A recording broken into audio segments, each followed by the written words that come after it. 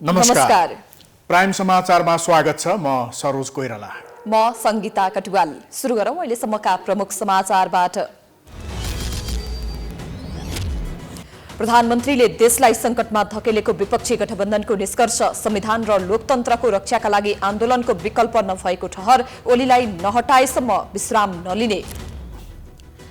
संसद विघटन सम्बन्धी बहसमा प्रधानमन्त्री र राष्ट्रपतिको कदम असंवैधानिक भएको जिकिर, विद्यादेवी भण्डारीलाई महाराज बनाउन खोजेको आरोप, देउवालाई प्रधानमन्त्री बनाउन माग।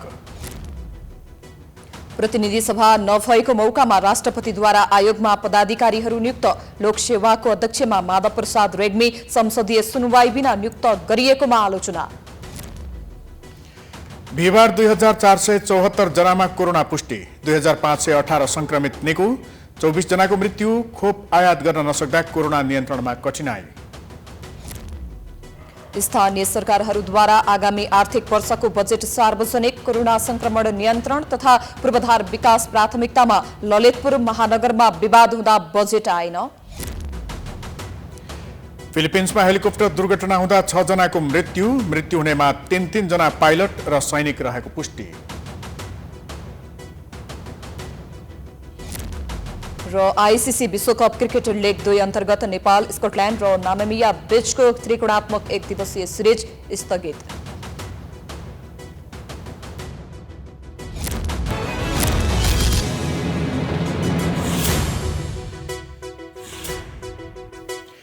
अब समाचार विस्तारमा।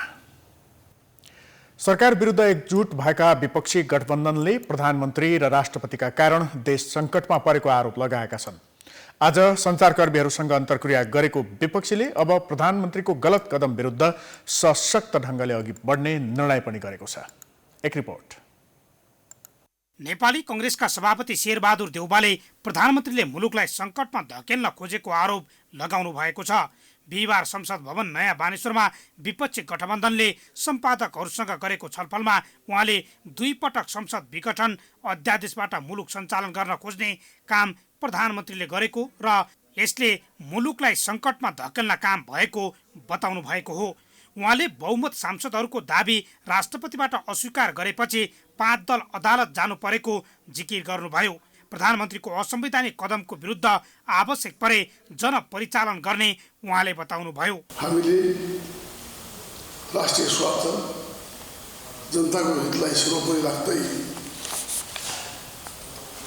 सुनिल लोकतान्त्रिक गणतन्त्रको कार्यान्वयन, सामाजिक न्याय, समावेशी लोकतन्त्र, कानुनी शासन र समृद्धिलाई साझा गन्तव्यको रूपमा लिएका छौँ। देशमा सिर्जना गरिएको राजनीतिक अस्थिरता तथा आन्दोलन समाप्त गरी नेपाली जनताको लामो र कठोर सङ्घर्ष, त्याग र बलिदानबाट प्राप्त उपलब्धिको रक्षा गर्दै हामीहरू राजनीतिक कानुनी सङ्घर्षका विविध कार्यक्रमका साथ क्रियाशील छौँ। यस सन्दर्भमा आवश्यक परेमा हामी जनपरिचालनको दिशामा समेत अगाडि बढ्नेछौँ। नेकपा माओवादी केन्द्रका अध्यक्ष पुष्पकमल दाहालले ओली सरकारको गलत कदम विरुद्ध एकजुट भएर लड्नुपर्ने बताउनुभयो। गलत कदम विरुद्ध सर्वोच्च अदालतमा मुद्दा परेको तर सेटिङ हुने गरेको भन्ने कुराप्रति आफ्नो ध्यानाकर्षण भएको दाहालले बताउनुभयो। आफूले धादिङ गएका बेला मन्त्रीमण्डल पुनर्गठनलाई अदालतले बदर गर्छ भनेर बोलेको र सोही अनुसार अदालतले आदेश दिएको, तर त्यो संयोग मात्रै भएको दाहालले बताउनुभयो। बरु प्रधानमन्त्री ओलीले अदालतलाई धम्क्याउने काम गरिरहेको दाहालको आरोप छ। ओलीले असंवैधानिक कदम चाल्नका लागि राष्ट्रपतिलाई रबर स्ट्याम्प बनाएको आरोप पनि लगाउनुभयो। दाहालले आफूहरूबाट भएका कमी कमजोरी हटाउँदै ओली प्रवृत्ति विरुद्ध लडाई गर्ने बताउनु भएको छ। हामीलाई कमजोरी नै भएन भन्ने हाम्रो बुझाइ छैन। हामीले पनि केही कमजोरी गरौँ तर मुख्य हामी होइन भन्ने छ क्या। हाम्रो मुख्य अलिकति विरोधी नै हो, त्यो प्रवृत्ति नै हो, त्यसलाई परास्त गर्नै पर्छ। हामी मुख्य हो। मैले भन्छु पालो पालो अध्यक्ष, पालो पालो प्रधानमन्त्री भनेर सहमति गरेको राजनीतिक प्रतिवेदन र विधानमा विधि विधानमा चल्ने छौँ, बहुमतको निर्णयमा मान्ने भनेर केपीले पनि मैले पनि माधवजीहरूले पनि सबैले सही गरे। केपीले अहिले एउटा नि मान्न, हामीले त्यही मान्न पर्छ भनेर लडिरहेको छौँ। त्यस्तै एमालेका वरिष्ठ नेता माधव कुमार नेपालले देशको स्वाधीनता, स्वाभिमान र राष्ट्रहितको रक्षाका लागि सङ्घर्ष गरिरहेको बताउनुभयो। उहाँले ओलीको अहङ्कारले संसद विघटन गरे पनि कोर्स करेक्सन गर्न सकिने जिकिर गर्नुभयो। गल्ती स्वीकार गरेर कोर्स करेक्सन गर्न तयार भए प्रधानमन्त्री ओलीलाई पनि स्वागत गरिने उहाँको भनाइ छ। स्वाभिमानको रक्षा गर्ने, राष्ट्रिय हितको रक्षा गर्ने हाम्रो चिन्ता र संस्कार त्यहाँ छ। हामी कोर्स करेक्सन गर्न चाहिरहेका छौँ। केपी ओलीले राइटिस्ट कोर्समा जाँदै हुन्छ। हामी त्यसलाई पोजिटिभ डिरेक्सनमा लानु खोजिरहेका छौँ। देशमा रहेका, समाजमा रहेका सबै सकारात्मक शक्तिहरूसँग हामी हाते मार्नु गर्दै अघि बढ्न चाहन्छौँ। त्यसका बावजुद पनि हामी चाहन्छौँ मानिसहरू कहिलेकाहीँ गल्ती हुन्छ, गल्तीलाई स्वीकार गरेर फेरि कोर्स करेक्सन गरेर आउनुहुन्छ भने केपी ओलीजीलाई स्वागतै गर्नुपर्छ है शेरबहादुरजी। त्यस्तै जसपा अध्यक्ष उपेन्द्र यादवले लोकतन्त्रलाई समाप्त पारेर ओलीले निरङ्कुश शासन चलाउन चाहेको आरोप लगाउनुभयो। अध्यादेश मार्फत शासन चलाउने संवैधानिक अङ्गहरू तहस नहस पार्दै मुलुकलाई स्वेच्छाचारी र निरङ्कुशतातिर लैजाने प्रयत्न लागेको उहाँको भनाइ छ। त्यस्तै उहाँले राष्ट्रपतिले समेत संविधानको पालना गर्न नसकेको तर्क गर्नुभयो। प्रधानमन्त्रीको रूपमा मान्य शेरबहादुरजीलाई नियुक्त गर्नु पर्छ। त्यसो किन गरिएन?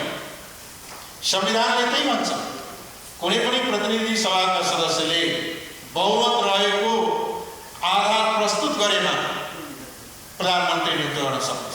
तर किन गरियो? किन आह्वान गरियो?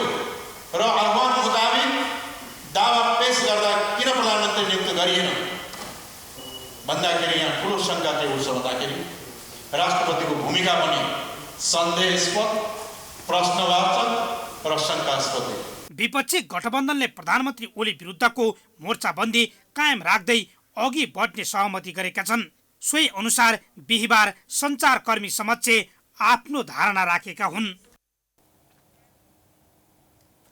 विपक्षी गठबन्धनले सरकार विरुद्ध सशक्त मोर्चाबन्दी बनाउँदै लगेको छ। सरकारले एकपछि अर्को असंवैधानिक कदम चालेर देशलाई सङ्कटमा लगेको निष्कर्ष निकालेको गठबन्धनले अब सडकमै प्रदर्शन गर्ने भएको छ। गठबन्धन निकट विद्यार्थी संगठनहरूले बिहिबारबाट देशैभर सडक प्रदर्शन सुरु गरेका छन्। एक रिपोर्ट। कांग्रेस सभापति शेरबहादुर देउवा निवास बुढा नीलकण्ठमा बुधबार बसेको विपक्षी गठबन्धनको बैठकले संयुक्त विरोध प्रदर्शन गर्ने निर्णय गरेको थियो। केपी शर्मा ओली नेतृत्वको वर्तमान सरकारले असंवैधानिक, अलोकतान्त्रिक र जनविरोधी हरकत गरेकाले सडक सङ्घर्षमा उत्रिनु परेको विपक्षी गठबन्धनले जनाएको छ। गठबन्धनको निर्णय बमोजिम विपक्षी गठबन्धनमा आबद्ध पाँचै दलका विद्यार्थी संगठनहरूले बिहिबारबाट देशव्यापी सडक प्रदर्शन सुरु गरेका छन्। कोरोना संकटका बीच विरोध प्रदर्शन गर्नुपर्ने बाध्यता आइलागेकाले सामाजिक दूरी र स्वास्थ्य मापदण्ड अपनाएर सडक प्रदर्शन गरिने विपक्षी गठबन्धनका नेताहरू बताउँछन्। जनताको ठूलो त्याग, बलिदान र समर्पणबाट प्राप्त लोकतान्त्रिक गणतन्त्रलाई मास्न प्रधानमन्त्री ओली उद्धत रहेकाले सरकार विरुद्धको सङ्घर्ष निरन्तर जारी रहने काङ्ग्रेस नेता धनराज गुरुङको भनाइ छ। यो सरकारै प्रतिगामी भइदियो।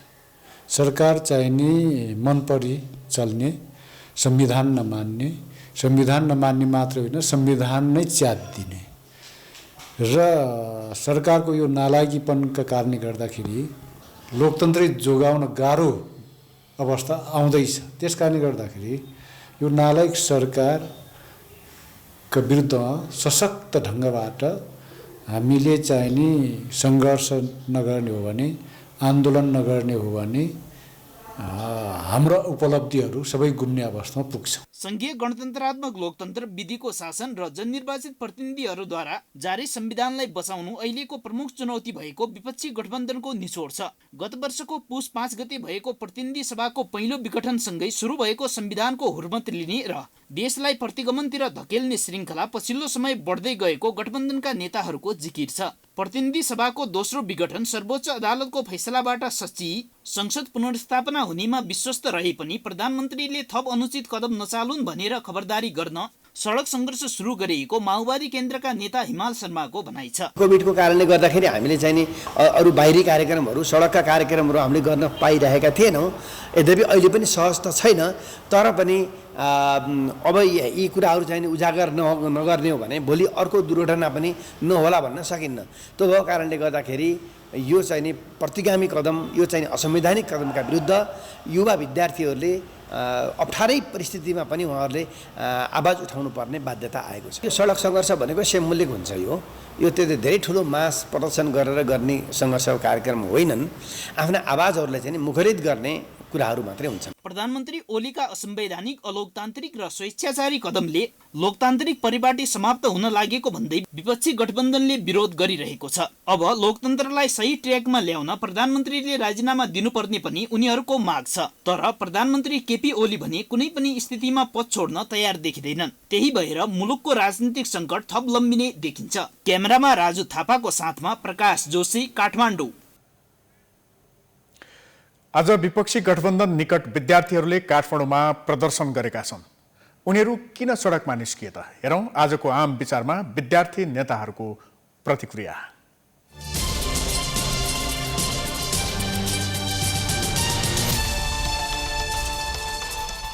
8,000 भन्दा बढी मानिसहरू केपी ओलीको गलत निर्णयको कारणले बेलौतीका पात र बेसारका कुरा गरेर बेसार पानीले कोभिड निको हुन्छ भनेको हुनाले, राष्ट्रको प्रमुखले यस्ता वाहियात र गलत कुरा गरेको हुनाले 8,000 मानिसहरूले यो बीचमा जीवन गुमाउनु पर्यो।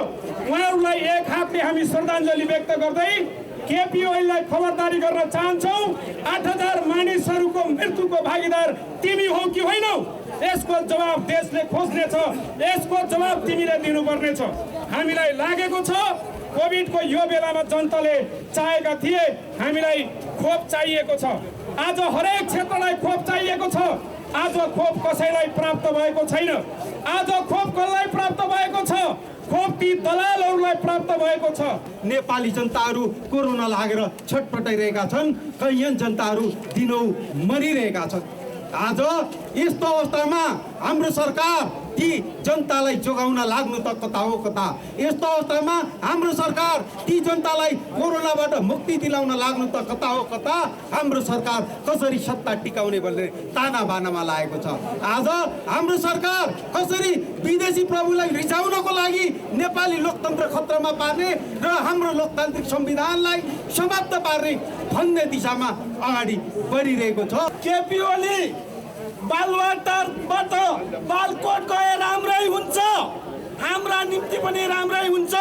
केपी ओली स्वयंका निम्ति पनि राम्रै हुन्छ। यदि केपी ओली बालुवाटार छोड्दैनन् भने विद्यार्थी आन्दोलनका निम्ति त्यो झनै राम्रो हुन्छ।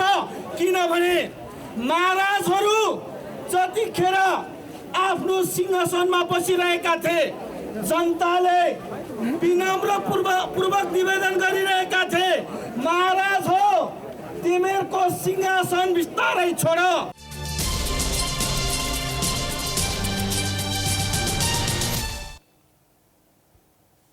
प्रतिनिधि सभा विघटन विरुद्धको रिटमाथिको सुनवाईमा कानून व्यवसायीहरूले राष्ट्रपति विद्यादेवी भण्डारी र प्रधानमन्त्री केपी शर्मा ओली मिलेर संविधान सिद्ध्याउने खेलमा लागेको आरोप लगाएका छन्।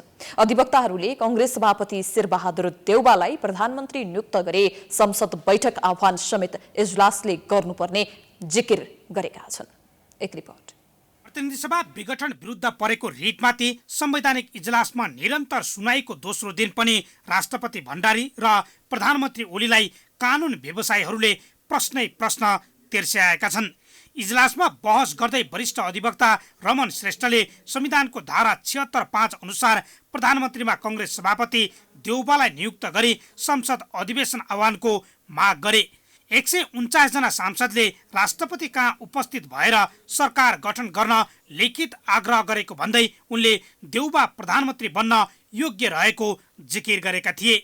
विगतमा सेनापति रूपमांगत कटुवाललाई मन्त्री परिषदले कारबाही गर्दा तत्कालीन राष्ट्रपति रामवरण यादवले सच्याएको स्मरण गर्दै श्रेष्ठले अहिले भने ओली सरकारले जे सिफारिस गर्यो त्यसलाई आँखा चिम्लेर राष्ट्रपतिले सदर गरिदिँदा यो समस्या आइरहेको दाबी गरे।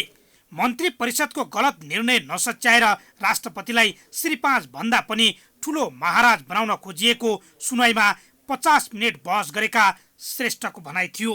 त्यस्तै इजलासमा 45 मिनेट बहस गरेका वरिष्ठ अधिवक्ता हरिहर दाहालले संविधानको धारा 76 को उपधारा 5 अनुसारको प्रधानमन्त्री बन्न संसद सदस्य भनेको हुनाले दलको पनि हुन सक्ने र त्यो सदस्य स्वतन्त्र पनि हुन सक्ने जिकिर गरे।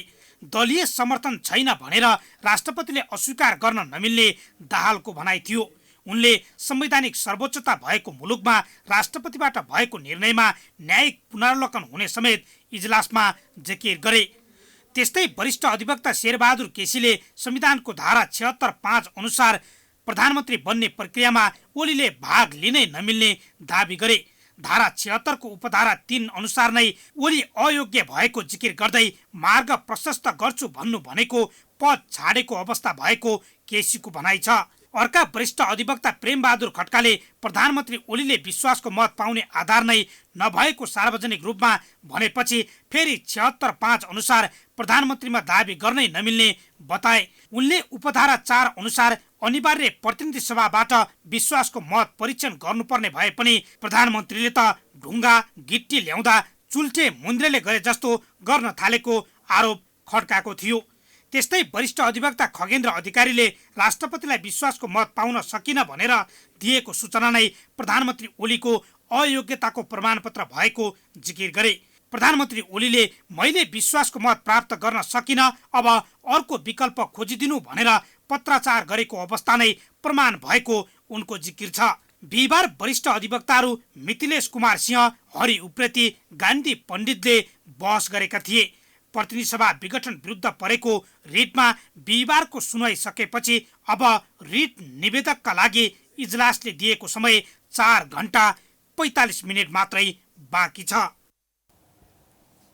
समाचारको सिलसिला जारी छ। हामी विश्रामपछि आउँछौं।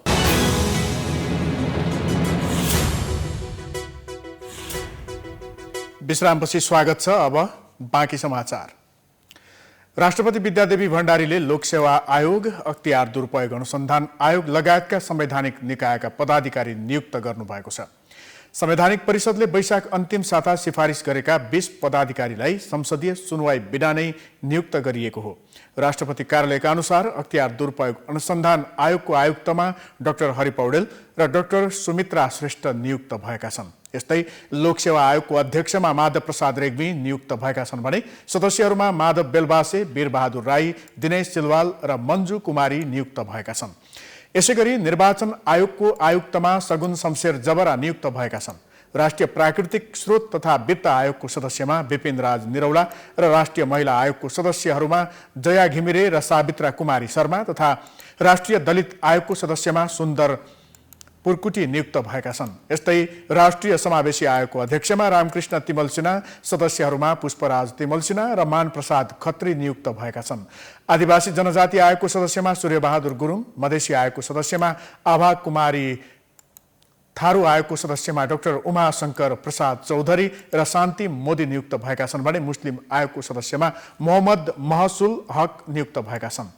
गत वैशाख 26 गते बसेको संवैधानिक परिषदको बैठकले लोकसेवा आयोग, अख्तियार दुरुपयोग अनुसन्धान आयोग लगायतका संवैधानिक आयोगमा 20 पदाधिकारी सिफारिस गरेको थियो। संवैधानिक परिषदले सिफारिस गरेपछि उनीहरूको संसदीय सुनवाई हुने र सुनवाई समितिको अनुमोदनपछि राष्ट्रपतिले नियुक्त गर्ने संवैधानिक व्यवस्था छ। तर प्रतिनिधि सभा विघटन भएकाले संसदीय सुनवाई समिति क्रियाशील नभएको भन्दै उनीहरूको सिधै नियुक्ति भएको हो।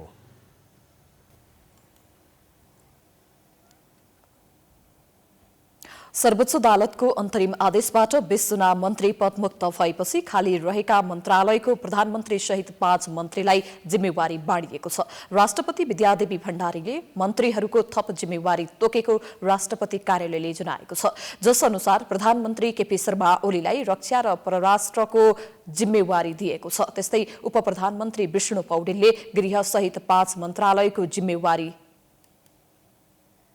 लिनुभएको छ। पौडेललाई अर्थसहित उद्योग, वाणिज्य तथा आपूर्ति, ऊर्जा र गृह मन्त्रालय दिएको हो। यस्तै कृष्ण गोपाल श्रेष्ठलाई शिक्षासहित वन, युवा तथा खेलकुद, श्रम तथा रोजगार र स्वास्थ्य मन्त्रालयको जिम्मेवारी दिएको छ। वसन्त कुमार नेमुवाङलाई भौतिक सहित कृषि, खानेपानी, सञ्चार र शहरी विकास मन्त्रालयको जिम्मेवारी दिएको छ भने लीलानाथ श्रेष्ठलाई कानून सहित भूमि व्यवस्था, महिला तथा ज्येष्ठ नागरिक, पर्यटन र संघीय मामिला तथा सामान्य प्रशासन मन्त्रालयको जिम्मेवारी दिएको छ।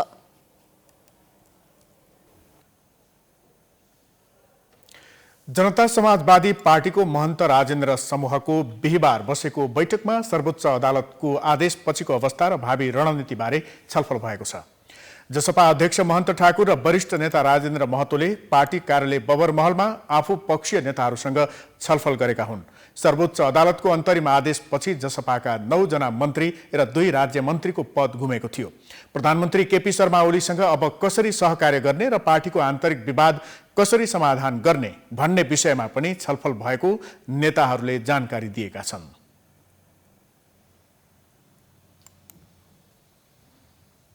आज अनौपचारिक ढङ्गले पार्टीका मान्य सांसदज्यूहरू र यहाँ काठमाडौँमा उपस्थित पार्टीका चाहिँ नेताहरू बसेको हो र यसमा समसामयिक राजनीतिक विषयमा अनौपचारिक छलफल विचार आदान प्रदान भएको छ। सम्मानित सर्वोच्च अदालतले जेसुकै फैसला गरे पनि त्यसलाई हामीले सम्मान गर्नुपर्छ र न्यायालय भन्ने संस्थाको कमसेकम विश्वसनीयता चाहिँ जोगाइराखौँ भन्ने मान्यताको साथ हामी अगाडि बढेका छौँ र यसमा सबैभन्दा बढी एडभोकेसी गर्ने समकालीन नेताहरूमा भनेको मान्य महन्त ठाकुरजी हो। त्यसैले न्यायालयको जुन निर्णय छ त्यसलाई चाहिँ हामीले आत्मसात गरेकै छौँ। जसपामा ओली सरकारमा जाने कि नजान्ने भन्ने विषयमा चर्को विवाद थियो। अध्यक्ष महन्त ठाकुर पक्ष सरकारमा सहभागी हुँदा अर्का अध्यक्ष उपेन्द्र यादव पक्ष भने विपक्षी गठबन्धनतर्फ लागेर नेपाली कांग्रेसका सभापति शेरबहादुर देउवालाई भावी प्रधानमन्त्रीका लागि अगाडि सार्दै हस्ताक्षर गरेको थियो। अध्यक्षद्वय ठाकुर र यादवले एक अर्कालाई कारबाही गरेर आफू नै आधिकारिक जसपा भएको बताउने गरेका छन्।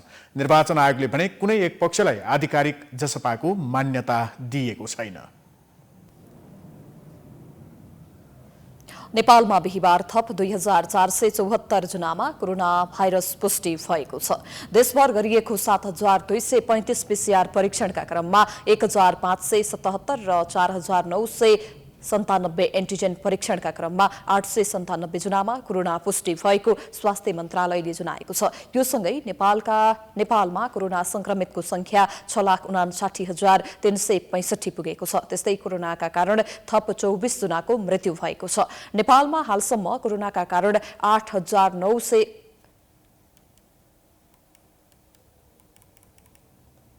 त्यस्तै थप 2518 संक्रमित निको हुँदा हालसम्म नेपालमा 5,70,958 पुगेको छ। हाल नेपालमा 49,555 संक्रमित आइसोलेसन र 388 जना क्वारेन्टिनमा रहेका छन्। सक्रिय संक्रमित मध्ये 736 जना आइसियुमा र 207 जना भेन्टिलेटरमा उपचार गराइरहेका छन्। नेपालमा हालसम्म 33,02,749 पीसीआर र 1,61,542 वटा एन्टिजेन परीक्षण गरिएको मन्त्रालयले जनाएको छ।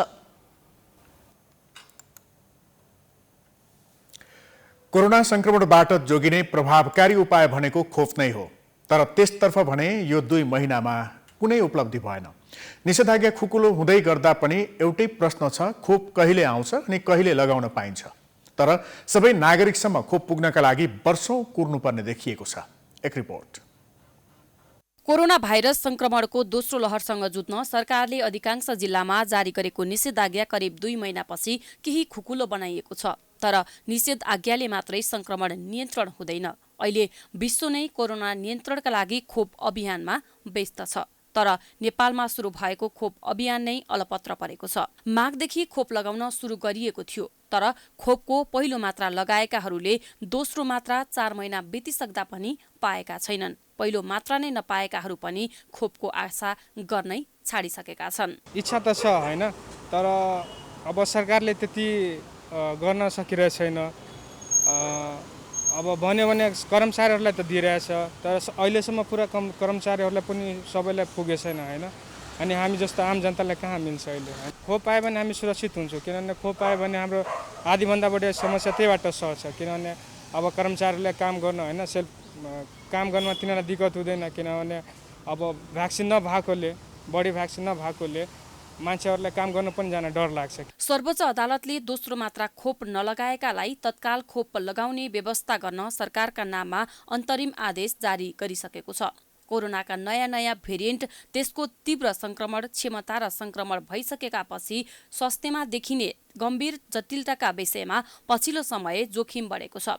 सरकारले हरेक दिन जसो यो साता खोप पक्कै आउँछ, अर्को साता त आइहाल्छ भन्ने आश्वासन दिइरहेको छ। तर अझै केही महिना खोप आउने सम्भावना नरहेको परिवार कल्याण महाशाखाका निर्देशक डाक्टर तारा पोखरेलको भनाइ छ। अब विभिन्न कहिलेकाहीँ चाहिँ अब उता राजदूतावासबाट पनि कुराहरू आइरहेको छ, मिडियाहरूमा कताबाट कुराहरू आइरहेको छ, खरिदको प्रक्रिया अगाडि बढाएको छ भन्ने कुरा।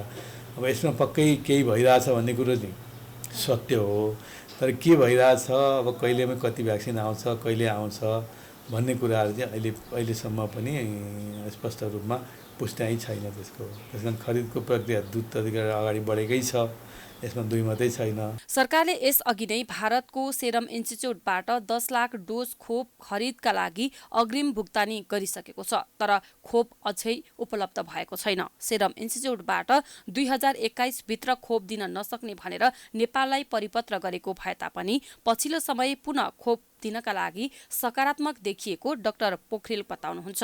त्यस्तै कोभ्याक्स सुविधाबाट पनि खोप आउने सकारात्मक देखिएको पोखरेलको भनाइ छ। अस्ति चाहिँ अब हामी 2021 को अन्त्यसम्ममा मात्र दिन्छौँ, त्योभन्दा अगाडि हामी कुनै हालतमा दिन सक्दैनौँ भनेको थियो। अहिले आएर उनीहरू चाहिँ पोजिटिभ भएको छौँ। अब हामी चाहिँ भारत सरकारले खोल्ने बित्तिकै तपाईँहरू पहिलो प्राथमिकतामा पर्नुहुन्छ भनेको छ। सरकारको नीतिले गर्दा हामीले रोकिएका हौँ।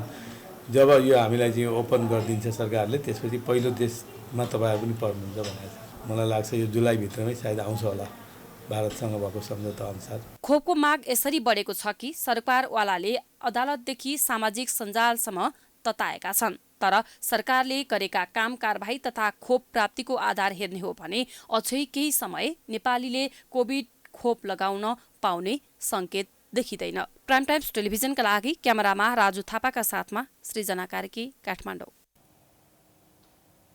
काठमाडौँको दक्षिणकालीमा मंगलबार मृत अवस्थामा भेटिएकी महिला सन्तोषी सुब्बाको हत्या अभियोगमा एक व्यक्ति पक्राउ परेका छन्।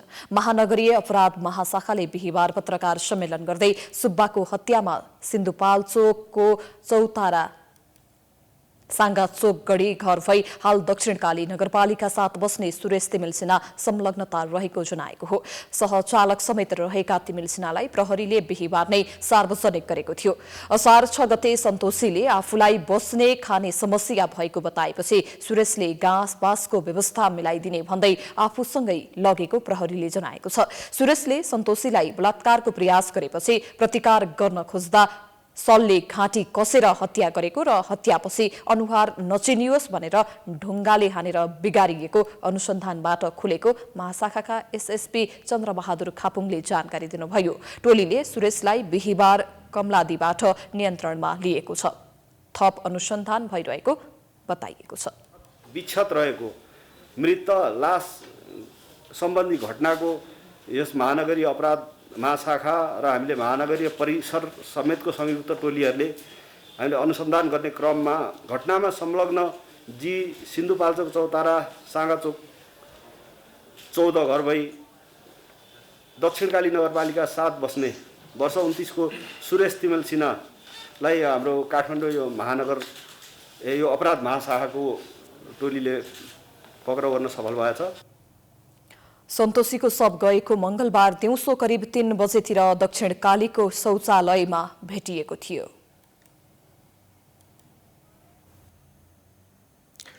प्रदेश 2 सरकार समावेशी नरहेको भनी पुनर्गठन गर्न आदेश माग गर्दै उच्च अदालत जनकपुर धाममा रिट परेको छ। मुख्यमन्त्री लालबाबु राउतले जेठ 26 गते विस्तार गरेको मन्त्री परिषद असमावेशी भएको भनी बदर गर्न माग गर्दै अधिवक्ता राजकुमार महासेठले रिट दायर गर्नुभएको छ। महासेठले जेठ 26 गते नियुक्त भएका 3 जना मन्त्रीलाई कामकाज गर्न रोक लगाउन पनि अन्तरिम आदेश माग गर्नुभएको छ। 12 सदस्यीय प्रदेश मन्त्री परिषदमा मधेसी समुदायबाट 11 जना, मुस्लिम समुदायबाट 1 जना रहेको उल्लेख गर्दै रिटमा मन्त्री परिषदमा महिला 1 जना मात्र रहेको भन्दै प्रश्न उठाइएको छ। प्रदेश सभामा दलित सदस्यको संख्या 7 जना, आदिवासी जनजाति सदस्यको संख्या 11 जना र गैर मधेसी अर्थात् पहाडी समुदायका व्यक्ति सदस्यहरूको संख्या 9 जना रहेकामा सरकारमा उनीहरूको प्रतिनिधित्व नभएको रिटमा उल्लेख गरिएको छ। हाल प्रदेश सरकारमा मुख्यमन्त्री सहित 8 जना मन्त्री र 4 राज्य मन्त्री छन्, जसमध्ये आर्थिक मामिला तथा योजना राज्य मन्त्रीको रूपमा उषा यादव मात्रै महिला हुनुहुन्छ। मन्त्रीमण्डलमा आदिवासी जनजाति, दलित र खस आर्यको पनि प्रतिनिधित्व छैन। प्रदेश मन्त्री परिषद समावेशी नभएको भने यसअघि प्रदेश प्रमुख राजेश झा अहिराजले पनि मुख्यमन्त्रीको ध्यानाकर्षण गराउनु भएको थियो। समाचारको सिलसिला जारी छ, हामी विश्रामपछि आउँछौँ।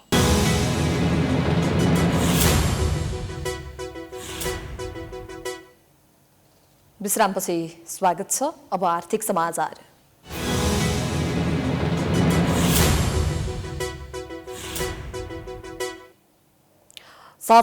वटै स्थानीय सरकारले आर्थिक वर्ष 2078-79 को नीति तथा कार्यक्रम वार्षिक आय व्ययको विवरण बजेट सार्वजनिक गरेका छन्। आगामी आर्थिक वर्षका लागि 5 महानगरपालिका सहित उपमहानगर, नगरपालिका तथा गाउँपालिकाहरूले आगामी वर्षको बजेट प्रस्तुत गरेका हुन्। कोरोना संक्रमण नियन्त्रण, रोकथाम तथा आर्थिक तथा पूर्वाधार विकासलाई प्राथमिकतामा राखेर बजेट ल्याइएको छ। एक रिपोर्ट। देशभरका 6वटा महानगरपालिका, 11 उपमहानगरपालिका, 276 नगरपालिका र 460 गाउँपालिकाले बिहीबार बजेट सार्वजनिक गर्नुपर्ने कानूनी व्यवस्था बमोजिम 5 महानगरपालिकाले बजेट सार्वजनिक गरेका हुन्। ललितपुर महानगरले बिहीबार बजेट सार्वजनिक गर्न सकेन। काठमाडौँ महानगरपालिकाले सांस्कृतिक शहर काठमाडौँ महानगर भन्ने नारा सहित आर्थिक वर्ष 2078-79 का लागि 18 अर्ब 95 करोड 77 लाखको बजेट ल्याएको छ।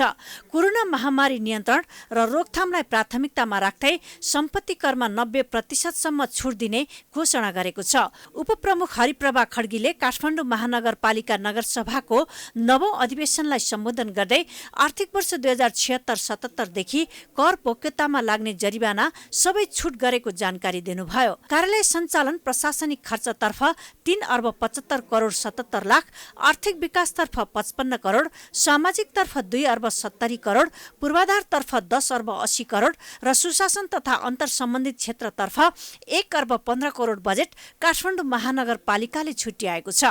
आयबाट 4 अर्ब 34 करोड 32 लाख, राजस्व बाँडफाँडबाट 2 अर्ब 58 करोड 25 लाख, नेपाल सरकार एवं प्रदेश सरकार निशर्त अनुदान 83 करोड 79 लाख र सशस्त्र अनुदान 1 अर्ब 32 करोड 14 लाख, बैंक मौजूद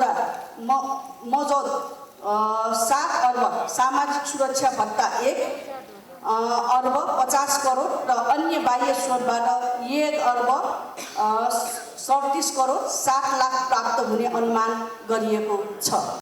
बुधबार नै वीरगञ्ज महानगरपालिकाले 3 अर्ब 55 करोड 39 लाख रुपियाँको बजेट ल्याएको छ। महानगरको 9औं अधिवेशनले आर्थिक वर्ष 2078-79 का लागि ल्याएको बजेटमा चालुतर्फ 1 अर्ब 86 करोड 35 लाख, पुँजीगततर्फ 1 अर्ब 62 करोड 33 लाख र वित्तीयतर्फ 6 करोड 70 लाख 64 हजार विनियोजन गरेको छ।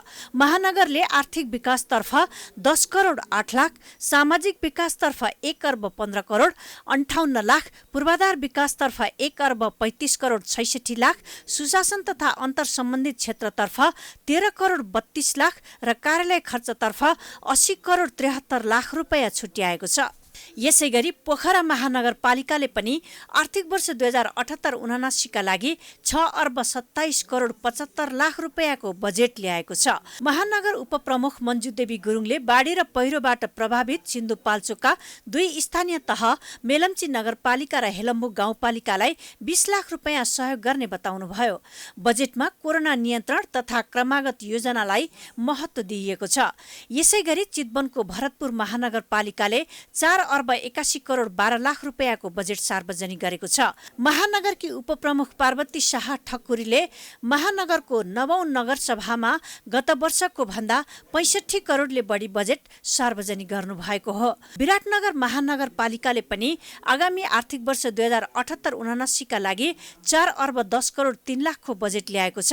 बिहिबार भएको 8औं नगरसभामा उपप्रमुख इन्दिरा कार्कीले चालुतर्फ 46 करोड 70 लाख र पुँजीगततर्फ 3 अर्ब 58 करोड 32 लाखको बजेट प्रस्तुत गर्नुभएको हो। महानगरले चालुतर्फ 11% र पुँजीगततर्फ 89% बजेट विनियोजन गरेको छ। 2074-75 देखि 2076-77 सम्मको 3 वर्षको अवधिमा पूर्वाधार विकासको क्षेत्रमा जनताले देख्ने र अनुभूति गर्न सकिने गरी शहरी पूर्वाधारको निर्माण भएको छ। महानगरले वडा स्तरीय आयोजनाहरूका लागि 26 करोड 78 लाख, नगर स्तरीय गौरवको आयोजनामा 17 करोड 38 लाख, वीरेन्द्र सभागृह निर्माणका लागि 19 करोड 50 लाख, ल्यान्डफिल्ड साइट र अन्तर्राष्ट्रिय सभा हलका लागि जग्गा खरिदका लागि 15 करोड विनियोजन गरेको छ। चालु वर्षको बजेट समयमै पेश गरेको ललितपुर महानगरपालिकाले भने आगामी वर्षका लागि तोकिएकै मितिमा नीति तथा कार्यक्रम पास हुन नसकेपछि बजेट ल्याउन सकेन। रौतहटको मौलापुर नगरपालिकाको नगरसभामा झडप हुँदा 2 प्रहरी सहित 4 जना घाइते भएका छन्। स्थितिलाई नियन्त्रणमा लिन प्रहरीले असुर ग्यास प्रहार गरेको थियो। तनावका बीच मौलापुर नगरपालिकाले आफ्नो 5औं नगरसभा भने सम्पन्न गरेको छ। यसैगरी कञ्चनपुरको दोधारा चाँदनी नगरपालिकाले 62 करोड 15 लाख रुपियाँको बजेट ल्याएको छ। केही छिटफुट घटना बाहेक स्थानीय सरकारहरूले कोरोना महामारी नियन्त्रण, उपचार तथा आर्थिक विकासतर्फ जोड दिँदै नगरसभामा आगामी वर्षको बजेट सार्वजनिक गरेका छन्। प्राइम टाइम्स टेलिभिजनका लागि क्यामेरा ब्युरोको सहयोगमा सीता पोखरेलको रिपोर्ट। साताको अन्तिम कारोबार दिन नेप्से परिसूचक 16.96 अङ्क घटेर 2843 बिन्दुमा बन्द भएको छ। सेन्सेटिभ इन्डेक्स 3.17 अङ्कले घटेर 525.64 बिन्दुमा बन्द भएको छ। बिहिबार 219 कम्पनीको 78,983 पटकको कारोबारमा 7 अर्ब 3 करोड 36 लाख 3 हजार रुपियाँ बराबरको 1 करोड 32 लाख 10 हजार किता सेयर खरिद बिक्री भएको छ। 13 उपसमूहमध्ये 2 उपसमूहको परिसूचक बढेको छ भने 11 उपसमूहको परिसूचक घटेको छ। बिहिबार जलविद्युत उपसमूहको परिसूचक सर्वाधिक 1.97% बढेको छ भने होटल तथा पर्यटनको 1.17% बढेको छ। त्यसैगरी विकास बैंक, वित्त, निर्जीवन बीमा, अन्य र लगानी उपसमूहको परिसूचक 1% भन्दा बढी घटेको छ। घटेको बजारमा अप्पर तामाकोसीको सेयर भने सकारात्मक सर्किट लेभलमा कारोबार भएको छ। अन्य कम्पनीहरूको सेयर मूल्य वृद्धि दर भने 3% भन्दा कम रहेको छ। कारोबार रकमका आधारमा नेपाल पुनर्बीमा कम्पनी सबैभन्दा धेरै कारोबार भएको छ।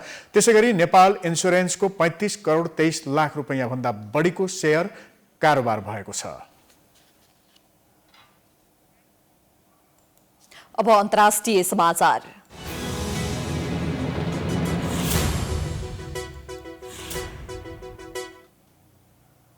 फिलिपिन्समा हेलिकप्टर दुर्घटना हुँदा 6 जनाको मृत्यु भएको छ। फिलिपिन्स वायु सेवा PAF को एउटा सैनिक हेलिकप्टर बुधबार राति दुर्घटनाग्रस्त भएको हो। सेनाका अनुसार उत्तरी मनिलामा भएको यस दुर्घटनामा S-70I फ्लक हक कल साइनको हेलिकप्टरमा सवार 6 जनाको मृत्यु भएको छ। वायुसेनाले जारी गरेको विज्ञप्तिमा हेलिकप्टरमा सवार सबैको मृत्यु भएको जनाइएको छ। तार्लाक प्रान्तको कापास सहरस्थित हवाई अखडाबाट तालिमका लागि राति 10 बजेतिर उडेको केही क्षणभित्रै उक्त हेलिकप्टर दुर्घटनाग्रस्त भएको थियो। रक्षा सचिव डेल्फिन लोरेन्जानाले अर्को विज्ञप्ति जारी गरी दुर्घटनामा 3 पाइलट र अरू 3 जना सैनिकको ज्यान गएको बताएका छन्। सेनाले हेलिकप्टर सम्पर्कविहीन भएसँगै खोजी र उद्धार सुरु गरेको थियो।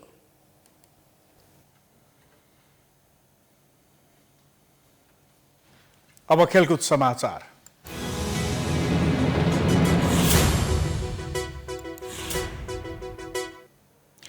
आईसीसी विश्वकप क्रिकेट लिग 2 अन्तर्गत नेपाल, स्कटल्यान्ड र नामिबिया बीचको त्रिकोणात्मक एक दिवसीय सिरिज स्थगित भएको छ।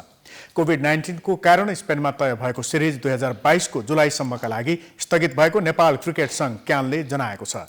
सिरिज आगामी जुलाई अन्तिममा हुने तालिका रहेको थियो। क्यानका सचिव अशोकनाथ प्याकुरेलले कोभिडको प्रभावका कारण स्पेनमा हुने तय भएको सिरिज स्थगित भएको जनाएका छन्। सिरिजका लागि नेपालले गत मंगलबारबाट बन्द प्रशिक्षण समेत सुरु गरेको थियो। बन्द प्रशिक्षणका लागि क्यानले 20 खेलाडीलाई प्रशिक्षणमा बोलाएको थियो। मुख्य प्रशिक्षक डेभ वाटमोर समेत नेपाल आएर बन्द प्रशिक्षणमा सहभागी भएका थिए, तर अन्तिम समयमा आएर कोभिडको कारण देखाउँदै सिरिज स्थगित भएको छ। लिग 2 अन्तर्गत नेपालले घरेलु मैदानमा ओमान र अमेरिकासँग 4 खेल खेलिसकेको छ। लिगमा नेपालले 4 खेलमा 4 अङ्क जोडेको छ। नेपाल 6औं स्थानमा रहेको छ। ओमान 10 खेलमा 16 अङ्क जोडेर शीर्ष स्थानमा रहेको छ।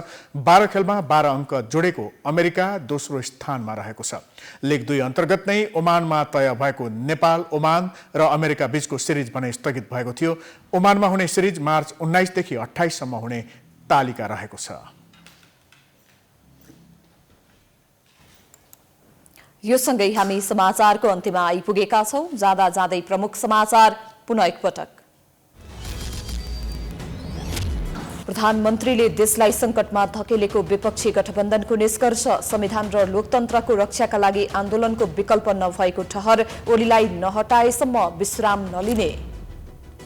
संसद विघटन सम्बन्धी बहसमा प्रधानमन्त्री र राष्ट्रपतिको कदम असंवैधानिक भएको जिकिर, विद्यादेवी भण्डारीलाई महाराज बनाउन खोजेको आरोप, देउवालाई प्रधानमन्त्री बनाउन माग। प्रतिनिधि सभा नभएको मौकामा राष्ट्रपतिद्वारा आयोगमा पदाधिकारीहरू नियुक्त, लोकसेवाको अध्यक्षमा माधव प्रसाद रेग्मी संसदीय सुनवाई बिना नियुक्त गरिएकोमा आलोचना। बिहिबार 2474 जनामा कोरोना पुष्टि, 2518 संक्रमित निको, 24 जनाको मृत्यु, खोप आयात गर्न नसक्दा कोरोना नियन्त्रणमा कठिनाई। स्थानीय सरकारहरूद्वारा आगामी आर्थिक वर्षको बजेट सार्वजनिक, कोरोना संक्रमण नियन्त्रण तथा पूर्वाधार विकास प्राथमिकतामा, ललितपुर महानगरमा विवाद हुँदा बजेट आएन। फिलिपिन्समा हेलिकप्टर दुर्घटना हुँदा 6 जनाको मृत्यु हुनेमा 3 जना पाइलट र सैनिक रहेको पुष्टि। र आईसीसी विश्वकप क्रिकेट लिग 2 अन्तर्गत नेपाल, स्कटल्यान्ड र नामिबिया बीचको त्रिकोणात्मक एक दिवसीय सिरिज स्थगित।